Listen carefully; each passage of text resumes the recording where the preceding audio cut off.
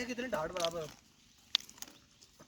100 kilo की ढाट है ना। एक पहलवान का एक हाथ में जो हल्का पतला पड़ रहा है वो देखो अलग ही बैठा है। उधर देखिए उसको जा उसको। और तूने उधर देखा इतने तो घुस गया।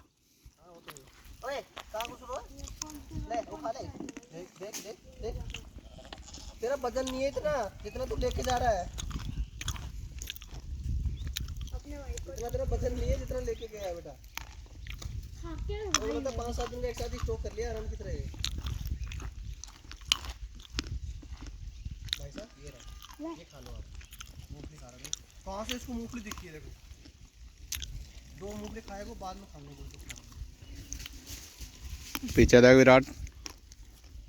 थप्पड़ मार दो चले तो बाकी काम बाद में कर लेंगे। सारे इधर ही आ जाओ ना।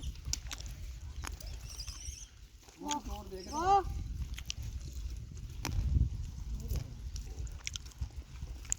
इसका भाई का ये काट